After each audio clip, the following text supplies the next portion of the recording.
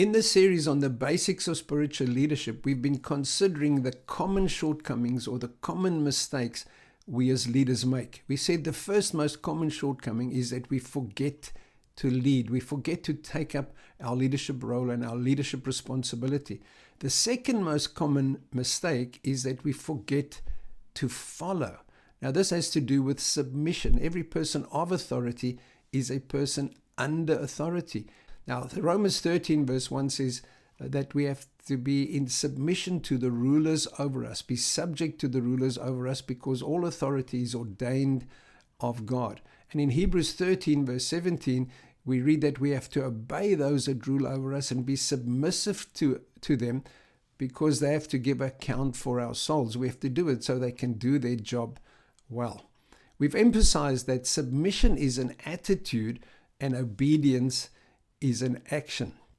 In the last session, we talked very specifically about the importance of obeying with the right attitude. We can easily obey God and obey the leaders over us, but with the wrong attitude, and then we are not in submission, because submission is an attitude. If you have the wrong attitude, you're not in submission, and that has serious implications. It opens us up to all kinds of influence, and it makes us very vulnerable. Now, if it's possible to obey with a wrong attitude, the other question is it possible for us to disobey with the right attitude? In other words, can we disobey the instructions of the authority over us, but still have the right attitude and be in submission? Can we disobey with the right attitude? Now, the answer to that is both yes and no. When it comes to God, the answer is no. We can't disobey God with the right attitude. If you're in submission to God and you have the right attitude of honor and respect to God, you'll always be wanting to obey God, because God will never ask you to do something that's contrary to his purpose or to his will. So when it comes to God, no, we can't disobey God and still have the right attitude. When it comes to human leaders, the answer is mostly no. If we have the right attitude towards our leaders, we will also obey the leaders over us and honor them in that way. It's only yes when our leaders or the authority over us are asking us to do something that's illegal or immoral and that compromises our conscience. It's only in a case like that we even consider disobedience. And if we consider disobedience, we have to do it submissively so we can remain under the protection and the blessing of God. In Daniel 6, we read the story of Daniel being thrown into the lion's den. And that illustrates this principle of disobeying submissively. Daniel had become one of the 120 governors in Babylonia. And in fact, he became one of the 3 vice regents. And he had a position of incredible influence. And then King Darius was conned by some of his advisors to issue a decree that made it illegal for Daniel to pray to God 3 times a day, as was his custom. And Daniel was faced with a dilemma, because he honored King Darius. He served King Darius well, but there was a higher moral issue that he prayed to God 3 times a day. Now, Daniel didn't start a rebellion. He didn't start a hunger strike. He continued honoring the king and respecting the king, but there was a high authority that he had to obey. So Daniel submissively, with the right attitude, just opened his windows 3 times a day, and he still prayed to God. Of course, Daniel was reported to the king by the other vice regents that were very jealous of Daniel, and King Darius was faced with a dilemma. Either he had to execute the consequences of the decree, or his kingdom would collapse. And he instructed for Daniel to be thrown into the lion's den. And we know what happened. Because Daniel had the right attitude towards the king and towards God, when they came to arrest Daniel, he didn't rant and rave. He submitted to the arrest. He got thrown into the lion's den, and God submissively locked the jaws of the lions. Nothing happened to Daniel. How would you like to be a lion in a den filled with Daniel? God protected Daniel. And the next morning, King Darius came and he said, Daniel, has the God that you serve rescued you? And of course, the God that he worshiped has rescued him. and Darius released him from the lion's den, and he had the other vice regents and their families thrown to the lions. The point is, Daniel remained submissive to the king. Because of the moral issue, he chose to disobey the king, and God protected him and God vindicated him. Now, I'm not trying to advocate civil disobedience. Disobeying the authorities over you is a very, very serious matter.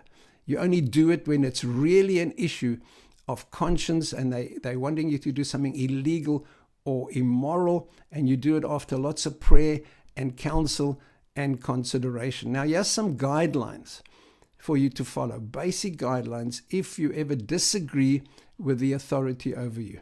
Number 1, don't say it, pray it. Why must you pray about it? For 2 reasons. 1, to make sure your attitude is right, that you don't want to disobey them just because of a personal preference, but because it's really a moral issue. So you pray to make sure it's a matter of conviction, but also to get your attitude right towards your leader. The second step is to go and speak to your leader. Be open and honest with your leader and share with them why you are uncomfortable with carrying out the instruction. And if they are secure in their leadership, they'll have an open door policy. They'll welcome you and speak to you. If they don't have an open door policy, then you need to be very concerned to be under that leadership and at least go and speak to the leader above them about your concern. But in that conversation, you might come to an understanding of why they want you to do what they want you to do, and it's not really something illegal or immoral. If they do insist that you carry out the instruction and it's something illegal or immoral, the third thing you need to do is suggest a creative alternative. Ask God for wisdom to carry out their instruction to get the same results, but without compromising your conscience. We see an example of that in Daniel chapter 1, when Daniel and his friends, when they were taken into captivity, and the king had issued a decree that they eat certain foods in order to be strong and wise slaves. Now Daniel went to the authority over him, the commander over him, and suggested that they test him for 10 days, eating their diet of fruit and vegetables. And after 10 days, they were examined and saw that Daniel and his friends were stronger and wiser than all the youth their age. And then they were appointed to roles of leadership and responsibility. They got the same result that the king wanted without having to compromise their conscience. Now, if it comes to the point where the leader doesn't want to listen to your creative alternative and insists that you carry out the instruction the way they want you to carry it out, and it's going to be something illegal or immoral or violate your conscience, then you disobey them submissively. You don't start a rebellion, you don't start a hunger strike, you disobey them submissively, and you submit to the consequences. Now, the consequences might be that you get blacklisted at work. It might be that you don't have a promotion.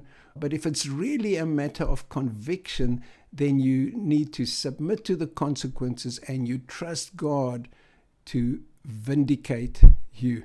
Here is a summary of the guidelines for you to consider whenever you feel you disagree with the authority over you. Number 1, don't say it. Pray it. That's so that you can make sure your attitude is right and it's really a serious matter of conscience. Number 2, be open and honest with your leader. Number 3, suggest a creative alternative. Number 4, if they still insist that you obey them and it's going to violate your conscience or be something illegal, then you disobey them submissively.